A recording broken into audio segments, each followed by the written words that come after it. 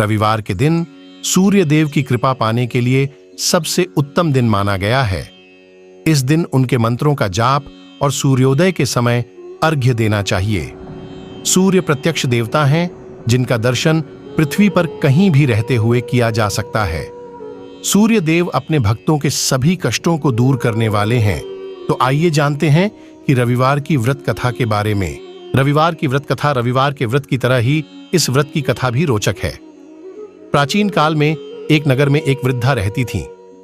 उनका नियम था कि वह हर रविवार घर आंगन गोबर से लीपकर भोजन तैयार करती और सूर्यदेव को भोग लगाकर ही भोजन करती थीं। ऐसा व्रत करने से उसका घर अनेक प्रकार के धन धान्य से पूर्ण था। श्री हरि की कृपा से घर में किसी प्रकार का विघ्न या दुख नहीं था। सब प्रकार से घर में आनंद रहता था।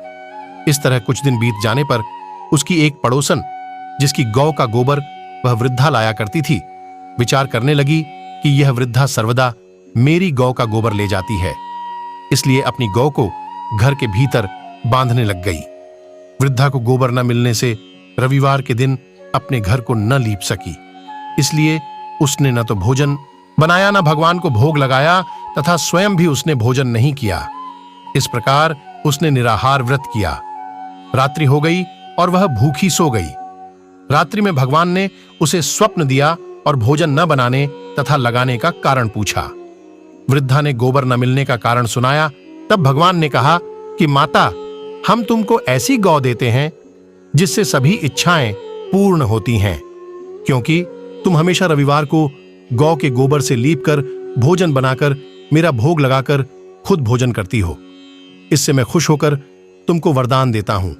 निर्धन को धन और बांझ स्त्रियों को पुत्र देकर दुखों को दूर करता हूं तथा अंत समय में मोक्ष देता हूं। स्वप्न में ऐसा वरदान देकर भगवान तो अंतर्ध्यान हो गए और वृद्धा की आंख खुली तो वह देखती है कि आंगन में एक अति सुंदर गौ और बछड़ा बंधे हुए हैं। वह गाय और बछड़े को देखकर अति प्रसन्न हुई और उसको घर के बाहर बांध दिया और वहीं खाने को चारा डाल दिया। जब उसकी पड़ोसन वृद्धा ने घर के बाहर एक अति सुंदर गौ और बछड़े को देखा तो द्वेष के कारण उसका हृदय जल उठा और उसने देखा कि गाय ने सोने का गोबर किया है, तो वह उस गाय का गोबर ले गई और अपनी गाय का गोबर उसकी जगह रख गई। वह नित्य प्रति ऐसा ही करती रही और सीधी सादी वृद्धा को इसकी खबर नहीं होने दी। तब सर्वव्यापी ईश्वर ने सोचा कि चालाक पड़ोसन के कर्म से वृद्धा ठगी जा रही है, तो ईश्वर ने संध्या के समय अपनी माया से बड़े जोर की आंधी चला दी। वृद्धा ने आंधी के भय से अपनी गौ को भीतर बांध लिया। प्रातःकाल जब वृद्धा ने देखा कि गौ ने सोने का गोबर दिया तो उसके आश्चर्य की सीमा न रही और वह प्रतिदिन गौ को घर के भीतर ही बांधने लगी। उधर पड़ोसन ने देखा कि बुढ़िया गौ को घर के भीतर बांधने लगी है और उसका सोने का गोबर उठाने का दांव नहीं चल रहा, तो वह ईर्ष्या और डाह से जल उठी और कुछ उपाय न देख पड़ोसन ने उस देश के राजा की सभा में जाकर कहा, महाराज, मेरे पड़ोस में एक वृद्धा के पास ऐसी गौ है जो आप जैसे राजाओं के ही योग्य है। वह नित्य सोने का गोबर देती है। आप उस सोने से प्रजा का पालन करिए। वह वृद्धा इतने सोने का क्या करेगी? राजा ने यह बात सुनकर अपने दूतों को वृद्धा के घर से गौ लाने की आज्ञा दी।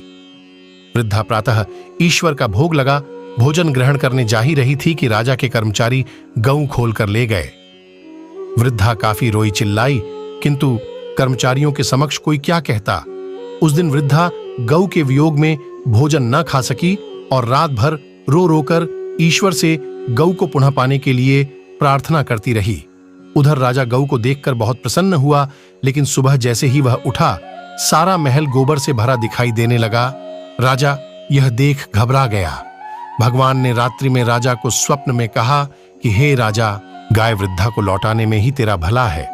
उसके रविवार के व्रत से प्रसन्न होकर मैंने उसे गाय दी थी। प्रातः होते ही राजा ने वृद्धा को बुलाकर बहुत से धन के साथ सम्मान सहित गौ बछड़ा लौटा दिया। उसकी पड़ोसिन को बुलाकर उचित दंड दिया। इतना करने के बाद राजा के महल से गंदगी दूर हुई। उसी दिन से राजा ने नगरवासियों को आदेश दिया कि राज्य की तथा अपनी समस्त मनोकामनाओं की पूर्ति के लिए रविवार का व्रत रखा करो। व्रत करने से नगर के लोग सुखी जीवन व्यतीत करने लगे। कोई भी बीमारी तथा प्रकृति का प्रकोप उस नगर पर नहीं होता था। सारी प्रजा सुख से रहने लगी। रविवार व्रत पूजन विधि। रविवार का व्रत कम से कम 12 व्रत अवश्य रखना चाहिए। हालांकि यदि संभव हो तो पूरे साल रखना चाहिए। सूर्य को जल देने के बाद भगवान सूर्य के बीज मंत्र की कम से कम 5 माला का जाप जरूर करें।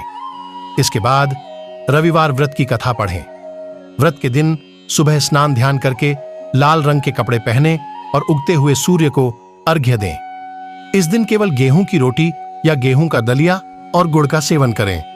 ऐसा करते हुए जब आपके व्रत का संकल्प पूरा हो जाए तो कम से कम 2 ब्राह्मणों को आदर के साथ भोजन कराएं एवं अपने सामर्थ्य के अनुसार सूर्य से संबंधी दान और दक्षिणा दें।